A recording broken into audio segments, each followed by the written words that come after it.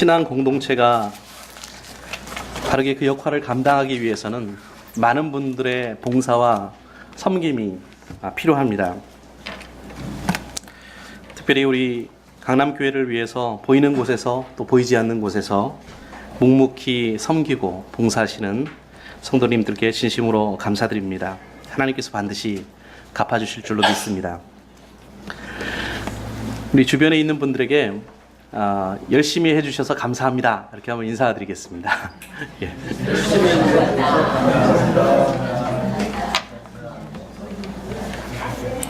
보통 1년이 시작되면은 올해도 이제 한 달 정도 이제 남았습니다만은 2009년이 새해가 시작될 때마다 많은 교회에서 어떤 기대를 합니다.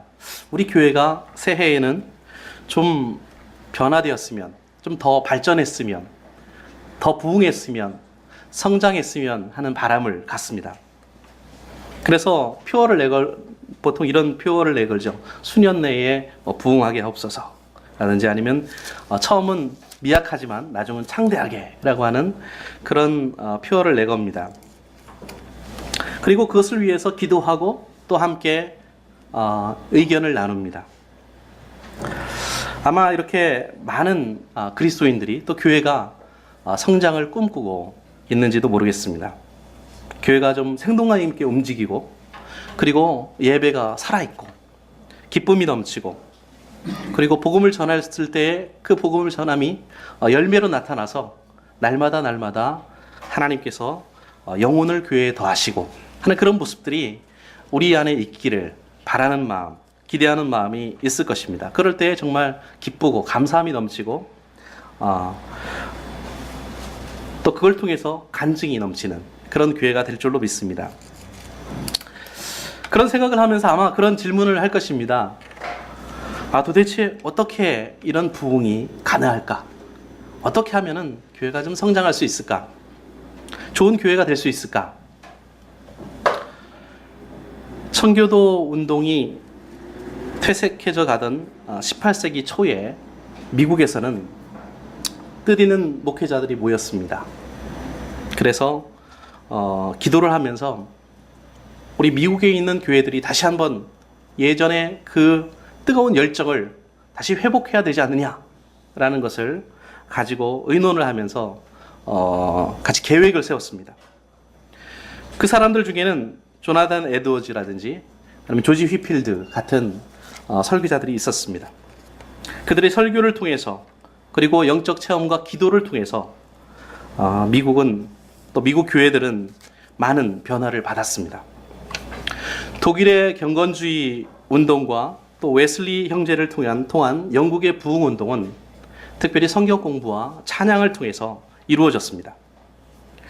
그러므로 부흥을 위해서 반드시 필요한 것이 있다면 아마 하나님의 말씀, 살아있는 말씀이 선포되고 또 기도하고 하나님의 말씀을 열심히 공부하고 하는 그런 것일 것이고 아마 그 모든 과정 속에서 하나님의 성령께서 역사를 하셔야 되지 않는가라는 생각을 합니다. 그런데 하나님께서 좀 우리 주변에 있는 사람들을 변화시켜 주시고 또 우리 교회에 있는 저분들을 좀 변화시켜 주시고 하는 보통 이런 생각을 많이 하는데 그런 생각보다는 이렇게 생각해 보는 것도 좋을 것 같다라는 생각을 해봅니다. 과연 나는 어떻게 할 것인가? 내가 어떤 역할을 해야 될 것인가? 내가 좀 뭔가 해야 되지 않을까라는 생각도 아마 하시게 될 것 같습니다. 하나님께서는 모든 피조물을 다스리는 권위를 우리들에게 맡겨주셨습니다. 우리는 지상에서 일어나는 모든 일들에 대해서 책임이 있습니다. 그렇기 때문에 희귀동물이 멸종해가는 것 그리고 정글이 사막화되어 가죠. 온난화 현상이 일어나서 계절이 바뀝니다. 지구 생명이 점점 짧아집니다. 그래서 세간의 어떤 영화도 나왔는데 어떤 미래 예언자들이 또 하는 것에 의하면 2012년이 이 지구의 종말의 날짜다. 종말할 때다라고 날짜를 딱 정해놓고 또 시한부 종말론이 새롭게 이렇게 부상되고 있습니다. 근데 이렇게 새로운 질병이 나타나고 그것 때문에 고통을 받는 것, 이런 것을 엄밀하게 우리가 따져보면은 그 책임이 어디 있느냐? 그 책임이 사실 사람들에게 있습니다. 약물을 남용한다거나 아니면은 또 자연을 잘 돌보지 못하고 또 개발에 너무 치우쳐서 정글 같은 것들을 망가뜨리고 이런 것을 통해서 결국에는 인간들이, 사람들이 고통을 받게 되는 것입니다. 그 일들을 그 사람들이 어떤 그 자신의 임무를 망각하고 하나님께서 맡겨주신 그 책임을 잘 감당하지 못하게 만드는 그 주된 이유가 무엇일까요? 저는 사탄의 일이라고 생각합니다. 사탄의 임무가 사실 거짓말을 하고 속이는 거거든요. 하나님께서 베푸신 은총과 은혜를 깨닫지 못하게 만들고 또 그것을 하나님께서 우리에게 주신 책임처럼 정당하게 자연을 돌보지 못하게 하는, 그것이 바로 사탄의 일입니다. 근데 예수님께서는 오셔서 그 일들을 바로잡으려고 하셨습니다. 우리는 하나님의 계획과 경륜 속에서 하나님의 뜻대로 만물을 다스리는 영광과 그 권위를 얻었습니다. 왜입니까? 하나님께서 우리를 협력자로 부르셨기 때문입니다. 하나님께서는 인간을 만들 때 자신의 형상을, 자신의 영적인 형상을 통해서 만드셨고, 그리고 우리를 협력자로 만드셨습니다. 로봇으로 만들지 않으셨어요. 함께 아름다운 이 세상을 하나님을 믿는 신앙 가운데서 바르게 운영하기를 원하시는 그런 마음으로 우리를 부르셨습니다. 그 말씀은 바로 우리들에게 책임과 의무를 함께 주셨다라고 하는 말씀도 됩니다. 그러므로 자연을 돌보는 일을 사람을 통해서 하시는 것처럼 이 땅 위에 교회를 세우고 또 교회의 부흥을 이루어가는, 성장을 이루어가는 그 일들을 또한 우리와 함께 하시기를 원하신다는 것입니다. 나를 통해서 하시기를 원하신다는 것입니다. 오늘 말씀을 다시 살펴보면요, 요한계시록 1장, 3장 말씀을 전체적으로 보면은 사도 요한을 통해서 하나님께서 소아시아에 있는 지금의 터키 지방이죠, 그 지역에 있는 7교회에 보내는 메시지를 담고 있습니다. 그 중에서 특히 라오디게아 교회에 보내는 경고의 말씀을 오늘 같이 읽었습니다. 이 라오디게아라고 하는 지역이 여러분 아시는 것처럼 터키 중서부 지역에 있는 그런 매우 부유한 도시였습니다. 온천이 유명한 지역입니다. 그리고 풍부한 수자원이 있고요. 그리고 금 같은 것들이 많이 나는 그런 부유한 도시입니다. 모직이라든지 면직 이런 것들이 발달된 곳이었고, 특히 이제 주변 도시에서 이제 물이 이렇게 흘러 들어오는데 물이 좀 안 좋은, 수질이 안 좋은 물들이 들어오니까 사람들에게 안질이 많았습니다. 눈이 안 좋았어요. 그래서 그것을 치료하기 위해서 의술이 또 발달했던 그런 곳이 바로 라오디게아였습니다. 3장 15절 16절 말씀을 보면은 우리는 하나님이 그리스도인들에게 어떤 시기로든지 열심을 원한다라는 사실을 좀 이렇게 볼 수가 있습니다. 그 말씀을 읽어보면은 내가 내 행위를 아노니 내가 차지도 아니하고 더웁지도 아니하도다. 내가 차든지 더웁든지 하기를 원하노라. 내가 이같이 미지근하여 더웁지도. 그래서 더웁지도라고 하는 그 말씀은 우리나라 성경에는, 한글 성경에는 더웁지도라고 되어 있는데 원래 영어 성경에는 hot이라고 되어 있습니다. 뜨겁다는 뜻이죠. 본래의 그 의미는 끓을 정도의 그런 물을 의미합니다. 끓을 정도, 그러니까 뜨거운 거죠 사실은. 물이 끓기 위해서는 한 100도 정도의 온도가 필요하죠. 그리고 차지도 아니하며, 그것은 cold, 차다는 뜻입니다. 그렇기 때문에 내가 내 입에서 너를 토하여 내치리라 라고 말씀하고 있습니다. 이 말씀은 본래 라오디게아 교회의 그리스도인들의 신앙 상태를 지적하고 그 지역에서 특히 나는 온천물에 빗대어서 그들의 신앙 상태를 말씀하고 있는 것입니다.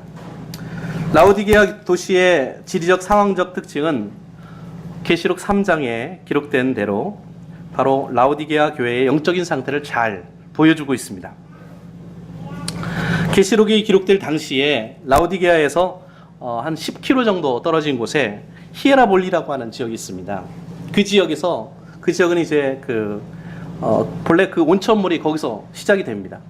그리고 굉장히 광물질이 많이 함유된 그런 온천물이 거기서 흘러나와서 10km 정도를 이제 여기 그 라우디게아 교회까지 이렇게 그 라우디게아에 있는 그 지역까지 흘러나오는 겁니다.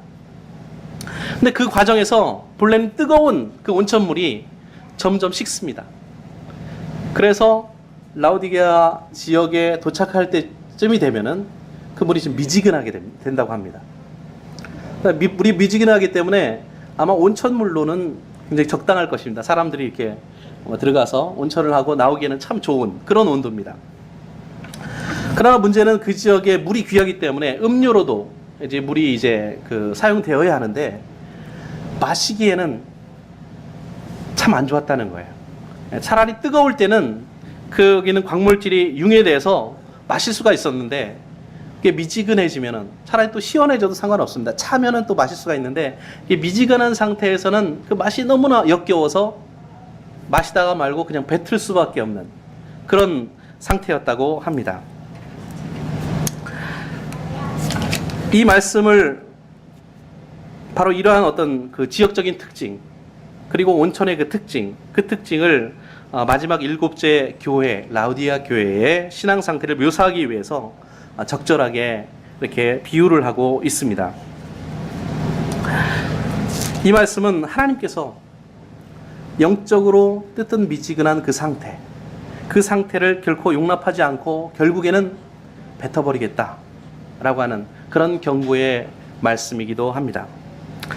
하나님의 자녀로 살아가기 위해서는 우리는 때때로 냉철한 판단력이 필요합니다. 하나님의 말씀을 읽고 그 말씀이 정말 어떤 의미가 있는가라고 하는 것을 깨닫기 위해서는 깊이 있게 그 말씀을 연구해야 됩니다. 그럴 때는 뜨거운 마음보다는 오히려 냉철한 어떤 그런 판단력이 필요합니다. 그리고 그 기초 위에서 각종 영적인 것들을 분별하기 위해서도 역시 냉철함이 필요합니다. 그러나 이런 차가운 상태로만 가지고는 하나님의 일을 성공적으로 해낼 수가 없습니다. 하나님과 영혼에 대한 뜨거운 사랑과 관심이 없다면 교회의 부흥은 언제나 남의 이야기일 수밖에 없다는 것입니다. 따라서 하나님께서는 우리에게 차든지 뜨겁든지 하라고 말씀합니다. 이것도 저것도 아닌 어중간한 모습으로 세상과 타협하면서 살지 말라는 그런 말씀입니다. 그런데 왜 하나님께서는 우리에게 이런 열심 있는 모습을 원하실까요? 그 이유는 아마도 우리가 열심과 진심으로 주님을 따르지 않는다면 그것은 우리가 세상 사람들 사이에 별로 다를 것이 없다라고 생각하기 때문인지도 모르겠습니다. 차이가 없다는 것은 하나님께 대한 확고한 신뢰가 없다는 것입니다. 한마디로 믿음이 없다는 것이죠. 적당히 믿는 것은 믿지 않는 것과 마찬가지입니다. 어떤 사람에 대해서 우리가 의심이 있다면, 조금이라도 의심하는 생각이 있다면 그것은 그 사람을 믿을 수가 없는 거죠. 믿지 않는 것입니다. 로마서 6장 1절에서 3절 말씀에 보면 예수 그리스도를 믿고 침례를 받음을 통해서 우리 안에서 정말 굉장한 변화가 일어났다라는 사실을 말씀하고 있습니다. 그런즉 우리가 무슨 말하리요? 은혜를 더하게 하려고 죄에 거하겠느뇨? 그럴 수 없느니라. 죄에 대하여 죽은 우리가 어찌 그 가운데 더 살리요? 무릇 그리스도 예수와 합하여 세례를 받은 우리는 그의 죽으심과 합하여 세례를 받은 줄을 알지 못하느냐? 그리스도를 믿음을 통해서 받는 그 세례는 곧 우리가 죽는 것이다, 장사를 지내는 것이다 라고 말씀하고 있습니다. 그리고 더 이상 우리는 죄의 종이 되지 않는다 라고 말씀을 하고 있습니다. 또한 죄의 종으로 계속해서 살아간다면 그것이 얼마나 어리석은 일인가 라고 하는 것도 지적하고 있습니다. 죄를 용서받은 은혜는 곧 사망에서 생명으로 옮겨진 은혜입니다. 그것만으로도 하나님의 은혜는 우리에게 충분합니다. 더 이상 은혜를 받기 위해서 죄를 저지를 필요가 없다라고 하는 그런 말씀입니다. 그리스도인들은 하나님으로부터 받을 수 있는 최상의 것을, 가장 좋은 것을, 우리가 필요한 가장 최상의 것을 받은 사람들입니다. 더 이상 갈급해지고 걱정하고 염려한다면 그것은 아직도 그리스도의 은혜 밖에 있는 것입니다. 죄의 종으로 비참한 삶을 살고 있는 것입니다. 그러므로 먼저 우리는 열심히 자기의 죄의 문제를 해결해야 한다라고 하는 것입니다.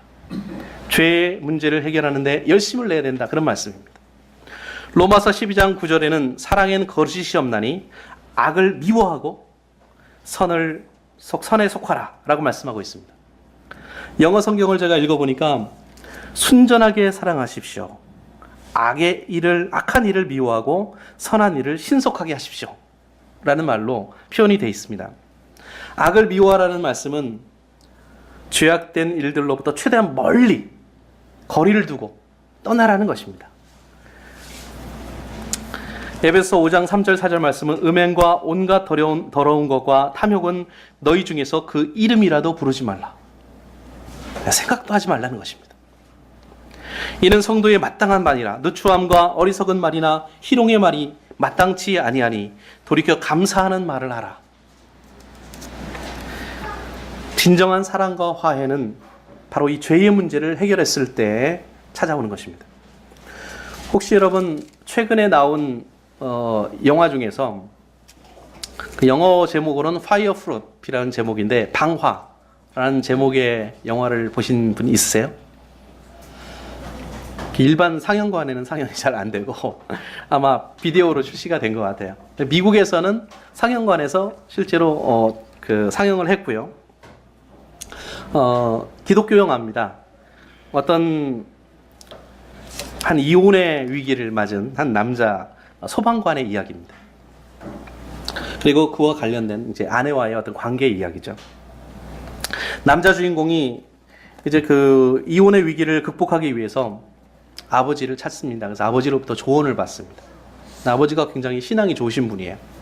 아들이 하나님을 믿고 교회 다니기를 원하지만 너무 일이 바쁘고 뭐 그렇게 필요성을 못 느꼈기 때문에 그 아들은 신앙생활을 전혀 하지 않았습니다. 40일 동안 네가 아내에게 이렇게 리스트를 주면서 이 한 가지씩을 한번 실천해봐라. 처음에는 꽃다발을 이렇게 전해주고 또 그 다음에는 청소를 열심히 해놓고 또 설거지를 하고 뭐 이런 거입니다. 그 맛있는 음식을 만들어서 저 준비해놓고. 근데 아무리 이렇게 열심히 노력을 해도 뭐 20일이 지나고 21일이 지나고 하는데도 부인이 변화가 없는 거예요. 아내가 전혀 변화가 없습니다. 그 이유는 이 사람 마음속에 정말 진심이 없는 거예요. 어쩔 수 없어서 그렇게 하지만 행동으로만 할 뿐 진심 어린 마음으로 정말 용서를 구하는 마음으로 하지 않는 것입니다. 그래서 결국 화해가 잘 이루어지지 않고 결국에는 거의 위혼 그 40일이 지났는데도 변함이 없이 이혼할 위기까지 이제 갑니다. 근데 그 즈음에 이 사람이 진심으로 이제 하나님을 만나게 됩니다. 예수님께서 나의 죄를 용서해 주셨다라는 그 사실을 깨닫고 하나님의 사랑을 깨닫고 내가 얼마나 지금까지 죄 많은 삶을 살았는가라고 하는 것을 깨닫게 됩니다. 실제로 그 아내의 친정 아버지가 큰 중병에 걸려서 누워 있었습니다. 의료 기구가 이렇게 필요한데 굉장히 비싸서 살 수가 없는 거예요. 아내가 열심히 이제 맞벌이 부부니까 그 돈을 벌고 하는데 이 남편은 취미가 이제 보트를 좋아합니다. 그래서 보트를 사려고 매일매일 인터넷을 뒤지는 거예요. 좋은 보트를 내가 돈을 모아서 몇만 불을 이렇게 모아놨습니다. 그리고 이 보트를 사야 되겠다. 그리고 그 아내의 어떤 상황이라든지 친정의 문제 이런 것들에 대한 전혀 관심이 없는 거예요. 자기 취미에만 관심이 있는 겁니다. 그리고 그 소방관이기 때문에 뭐 언제 출동할지 모르기 때문에 낮에는 항상 또 갔다 와서 밤에 이제 그 대기하고 있다가 낮에 이제 집에 와서 혼자 있습니다. 그 시간에 좀 장도 봐놓고 또 청소도 하고 이렇게 해야 되는데 자기 취미 생활을 그렇게 하고 또 뭐 부인과 관계가 소원해지니까 거기서 이제 다른 여성들을 이렇게 훔쳐보면서 시간을 보내는 거예요. 그런 것들은 여러 번 이제 부인에게 들킵니다. 부인이 완전히 포기를 한 거죠. 더 이상 이 남자와는 살 수가 없다. 전혀 나를 배려해 주지 않는 이 남자와는 살 수 없다. 라고 하면서 이혼을 결심을 합니다. 그러나 이 남편이 아까도 말씀드린 것처럼 결국 예수님을 만나고 진심으로 내 잘못이 무엇인가 라고 하는 것을 깨닫습니다. 그리고 보트를 살려고 모아놓은 그 돈으로 친정 아버지의 그 의료기, 침대 뭐 이렇게 여러 가지 의료기가 붙어 있는 그 굉장히 비싼 의료기인데 그것을 이제 사서 몰래, 아내 몰래 이제 사줍니다. 그리고 컴퓨터도 들어다가 그 쓰레기통에 버리고요. 그 다음에는 뭐 말씀 안 드려도 알겠죠. 결국에는 뭐 아름다운 화해의 장면이 있고, 결국에 그 아내가 그 남편의 잘못, 어떤 용서를 받아들여서 화해를 하고 또 다시 좋은 관계를 회복한다라고 하는 그런 내용입니다. 굉장히 제가 보면서 우리 그리스도인들이라면 참 보면 좋겠다라는 그런 생각을 했습니다. 죄의 문제를 해결하고 선행을 했을 때에 이 관계의 문제가 해결됐던 것처럼 우리 역사를 통해서도 어거스틴이나 아니면은 마틴 루터 같은 사람들이 죄의 문제, 자신의 죄를 깊이 있게 깨닫고 그리고 회개한 후에 비로소 교회사의 위대한 거인이 되었던 것을 우리가 알고 있습니다. 하나님을 진실로 사랑한다는 것은 그것은 곧 죄를 미워한다는 말입니다. 그리고 그 결과는 하나님과의 화해죠. 사람과의 화해입니다. 교회의 부흥을 위해서 가장 먼저 필요한 것은 바로 하나님과의 화해인 것입니다. 두 번째로 열심히 사랑해야 됩니다. 천재는 노력한 사람을 이길 수 없다 라는 말이 있습니다. 노력하는 사람은 좋아하는 사람을 이길 수 없다 라는 말씀도 있습니다. 결국에 좋아하는 사람은 어떤 일을 좋아하는 사람만큼 그 일에 집중해서 하는 사람이 없고, 결국에 그런 사람이 그 분야에서 성공한다는 그런 말인데요. 어떤 일을 정말로 좋아하고 사랑하게 됐을 때 반드시 큰 성과를 이루게 된다는 것입니다. 누군가를 사랑하게 되면 결국 사랑의 열매를 맺게 됩니다. 역사상의 모든 부흥이나 부흥은 영혼에 대한 깊은 사랑으로부터 시작된 것입니다. 사람에 대한 사랑, 영혼에 대한 사랑, 하나님에 대한 사랑으로부터 나타난 것입니다. 어떠한 죄라도 덮을 수 있고 또 용서할 수 있는 능력이 어디로부터 옵니까? 바로 사랑으로부터 오는 것입니다. 베드로전서 4장 8절 말씀해 보니까 무엇보다도 열심으로 서로 사랑할지니 사랑은 허다한 죄를 덮느니라 라고 말씀하고 있습니다. 비록 자신의 죄악에 대해서는 우리가 민감하게 자복해야 되고 그리고 회개해야 되지만 다른 사람들의 잘못에 대해서는 허물을 들추고 지적한다면 그것이 개인이나 교회를 성장하는 데 있어서 형성시키고 각성하지 못한다라고 하는 그런 말씀입니다. 많은 교육학자들이 이런 이야기를 합니다. 부모가 자녀를 야단치고 매를 때리고 문제를 지적하는 것보다는 그들을 격려하고 또 칭찬하고 했을 때 오히려 교육적인 효과가 더 크다는 것입니다. 교회에서도 마찬가지죠. 서로를 격려하고 우리가 높여주고 칭찬하는 교회는 성장하고 부흥하게 됩니다. 그러나 다른 이들의 잘못을 들추고 비판하고 악평하는 교회는 정체하거나 후퇴할 수밖에 없는 것입니다. 골로새서 3장 12절 14절 말씀은 이렇게 되어 있습니다. 그러므로 너희는 하나님의 택하신 거룩하고 사랑하신 자처럼 긍휼과 자비와 겸손과 온유와 오래 참음을 옷 입고 누가 네게 혐의가 있거든 서로 용납하여 피차 용서하되 주께서 너희를 용서하신 것 같이 너희도 그리하고 이 모든 것 위에 사랑을 더하라. 이는 온전하게 매는 띠니라. 한 공동체를 완벽하게 묶어주는 힘은 바로 사랑으로부터 나오는 것입니다. 우리가 다른 이들을 용서한다고 하는 것은 배려하기 이전에 그것은 바로 우리의 의무인 것입니다. 주님께서 나를 먼저 용서해 주셨고 나를 먼저 사랑해 주셨고 했기 때문에 우리는 당연히 용서해야만 합니다. 주님은 나를 용서했지만 나는 용서할 수 없다. 저 사람의 죄가 너무 커서 나는 용서하지 못한다 라고 말한다고 한다면 그것은 얼마나 큰 교만입니까? 요한복음 13장 34절 35절 말씀에 우리가 예수님을 사랑을 본받아서 서로 그 사랑을 깨닫게 됐을 때 또 서로를 사랑하게 됐을 때 그 결과로 말미암아서 많은 사람들이 우리를 예수님의 제자로 믿고 받아들인다라고 말씀하고 있습니다. 기원전 4세기에 콘스탄틴이 기독교의 국교화 정책을 폈습니다. 그래서 많은 사람들은 그 이후로는 태어나면서부터 그리스도인이 되는 겁니다. 그전에는 엄청난 고난과 핍박을 감내해야만 그리스도인으로서 남아있을 수 있었지만 이제는 그 나라에 태어나면 곧바로 그리스도인이 되는 겁니다. 기독교 인구는 로마 제국의 확장과 함께 급격하게 늘어났습니다. 그러나 우리는 그것을 성장이라고 부르지 않습니다. 그것을 부흥이라고 말하지 않죠. 오히려 십자군 전쟁과 같이 종교 전쟁의 결과로 인해서 수많은 사람이 목숨을 잃었고 기독교는 정치인들의 도구로 전락하고 말았습니다. 종교개혁으로 인해서 그리스도인들의 개인적인 믿음과 삶의 중요성이 부각되었습니다. 그래서 요한복음 13장에 의하면 우리가 그리스도인임을 보여줄 수 있는 가장 좋은 방법은 무엇입니까? 바로 서로 사랑하는 것이라는 것입니다. 서로 사랑해야지 사람들이 그들이 믿고 있는 그들의 신념과 신앙을 신뢰하게 된다는 그런 말씀입니다. 교회 안팎에서 그리스도인이라고 자처하는 이들이 다투고 싸우는 그런 모습은 바로 전도와 교회 부흥의 큰 장애물일 수밖에 없는 것입니다. 셋째로 열심히 섬겨야 됩니다. 골로새서 3장 23절, 24절 말씀에는 무슨 일을 하든지 마음을 다하여 주께 하듯 하고 사람에게 하듯 하지 말라. 이는 유업의 상을 주께 받을 줄 알미니 너희는 주 그리스도를 섬기느니라 라고 말씀하고 있습니다.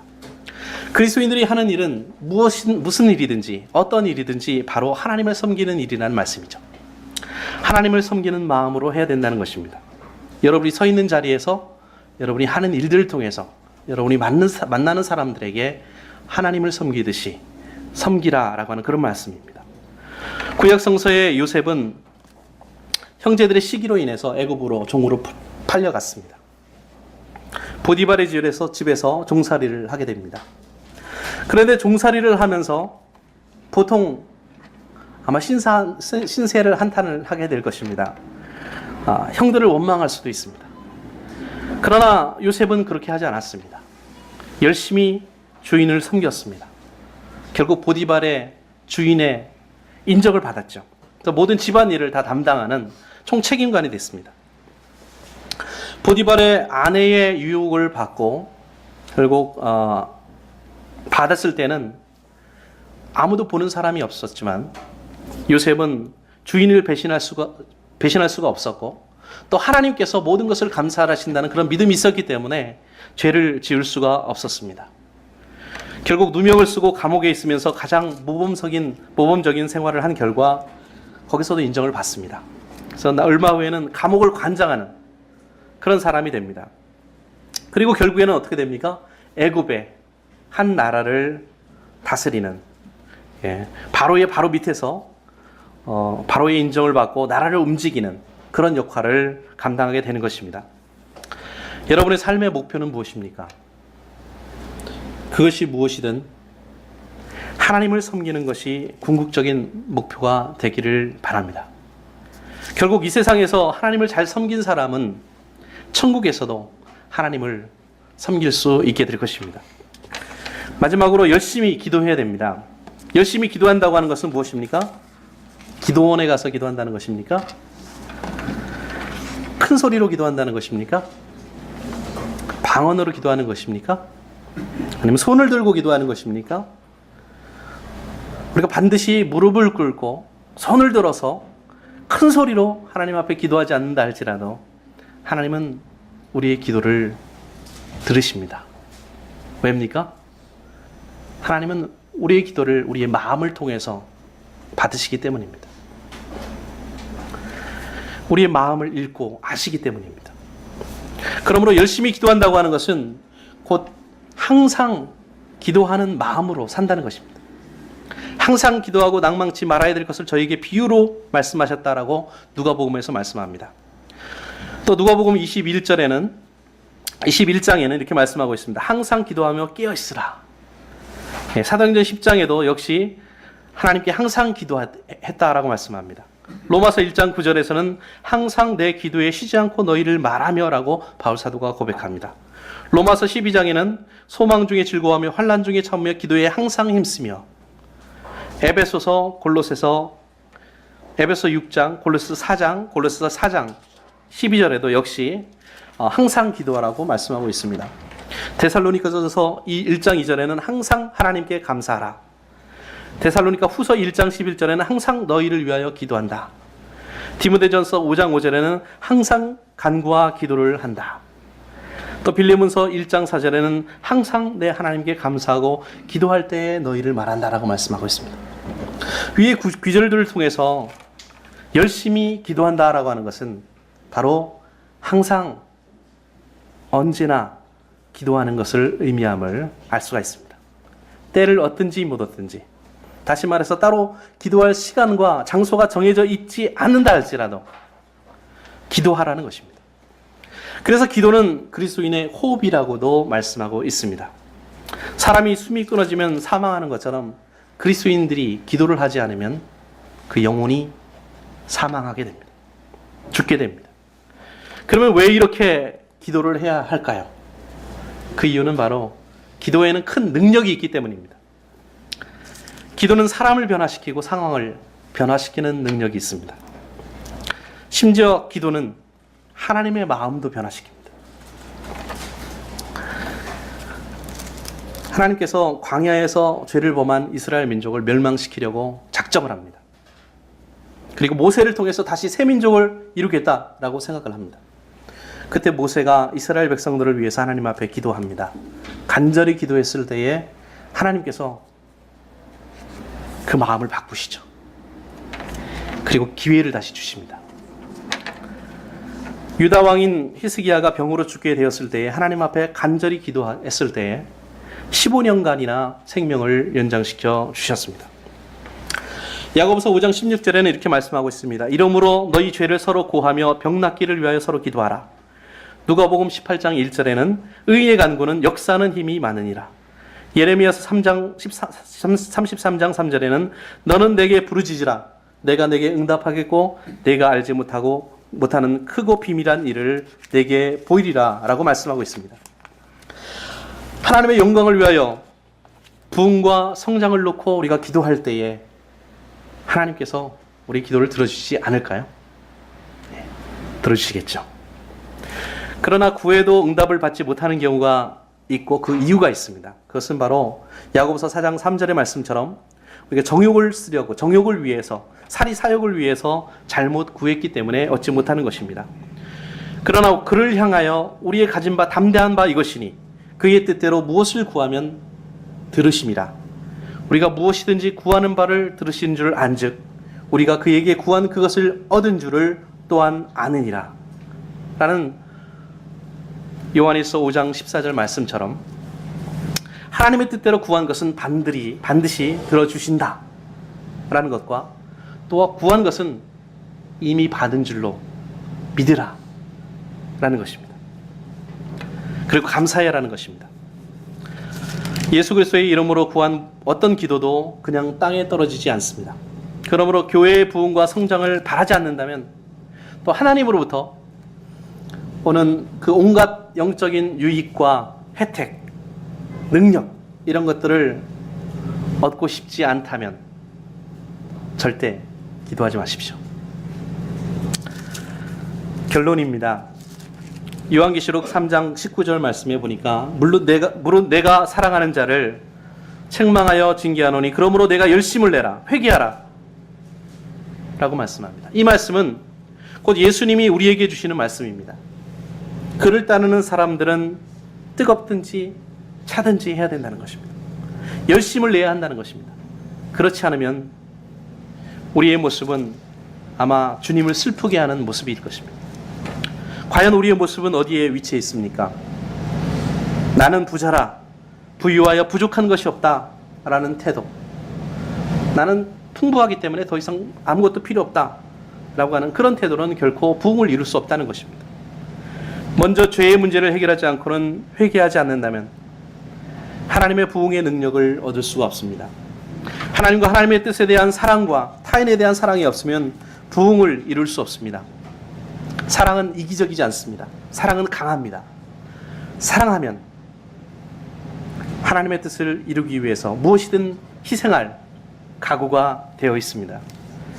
예수 그리스도에 대한 깊은 헌신과 섬김의 자세가 없이는 부흥을 이룰 수가 없습니다. 말로만 섬기는 것이 아니라 삶으로 섬겨야 한다는 것입니다. 우리는 주님의 종입니다. 종은 주인의 성공을 위해서 모든 것을 다 희생할 수 있는 자세를 가지고 있어야만 합니다. 주인의 성공을 나의 성공처럼 생각해야 된다는 것입니다. 그러므로 주인이 주는 어떤 임무도 자발적으로 수행하는 것입니다. 마지막으로 기도하지 않는 곳에는 하나님의 능력도 역사도 부흥도 없습니다. 무엇보다 부흥은 밖에서 시작하는 것이 아니라 바로 나의 열심으로부터 시작합니다.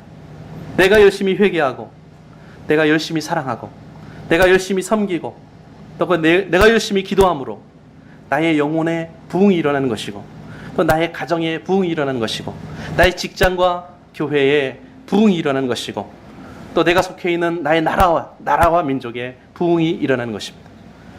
오늘부터 세상을 변화시키고 부흥시키는 객체가 아니라 주체로 살아가시는 우리 모두가 되기를 예수님의 이름으로 능력 있는 이름으로 축원합니다.